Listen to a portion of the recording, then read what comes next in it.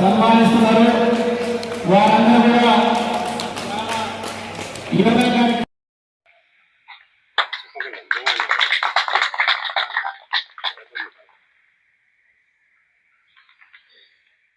ఒడిదుడుకుల ఒత్తిడిమయ జీవితంలో యోగా అనేటువంటిది అందరికీ చాలా అవసరం.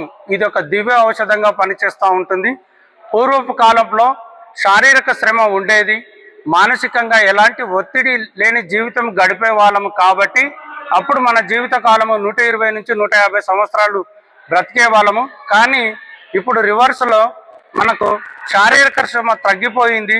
చిన్నపిల్లలు మొదలుకొని పెద్దవాళ్ళకు కూడా మానసికంగా ఒత్తిడి అనేటువంటిది పెరిగిపోవడం వలన మన ఆయుష్ అనేటువంటిది గణనీయంగా తగ్గిపోవడం జరిగింది.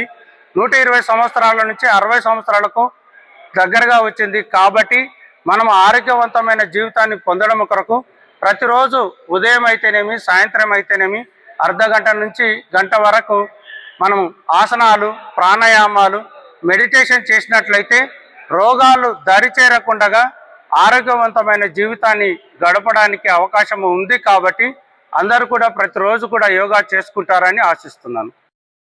అర్జున్ గౌడ్, తెలంగాణ యోగాసన స్పోర్ట్స్ నాగర్కర్నూల్ జిల్లా ప్రెసిడెంట్ను.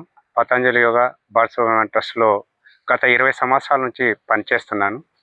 యోగా అనేది మన నిత్య జీవితంలో ఒక భాగంగా చేసుకుంటే ప్రతి ఒక్కరూ ఈ ఖరీదైనటువంటి హాస్పిటల్లకు పోకుండా 90% రోగాలను నివారించుకోవడం, రాకుండా చేసుకోవడం ఈ యోగా ద్వారానే జరుగుతుంది. మరి మన ప్రధానమంత్రి మోడీ గారు 2015 నుంచి అంతర్జాతీయ యోగా దినాన్ని జరుపుకుంటున్నాము.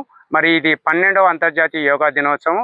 దీనికి కులాలకు, మతాలకు అతీతంగా ప్రపంచ దేశాల్లో జరుపుకునేటువంటి ఈ ఆరోగ్యం కోసం ప్రతి ఒక్కరూ కృషి చేస్తే మన భారత ప్రభుత్వంలో మంచి ప్రభుత్వాన్ని చూడడానికి కోసము మనందరం ఆరోగ్యవంతం అయితే ఆరోగ్యమైనటువంటి ప్రపంచాన్ని మనము నడిపించడానికి మనకు యోగా దోహదపడుతుంది. కాబట్టి ప్రతి ఒక్కరూ ఆరోగ్యవంతులుగా ఉంటే మంచి ఆలోచనలు వస్తాయి.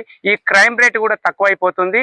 ఈ డ్రగ్స్కు అన్నిటికీ పిల్లలను కూడా దూరంగా ఉంచడానికి వస్తుంది. కాబట్టి నిత్యం ప్రతిరోజు ఎవరైతే యోగా కుటుంబంలో యోగా అనేది అలవాటు చేసుకుంటారో ప్రశాంతమైన జీవితాన్ని గడపడానికి తోడ్పడుతుంది. కాబట్టి అందరికీ అంతర్జాతీయ యోగా దినోత్సవ శుభాకాంక్షలు.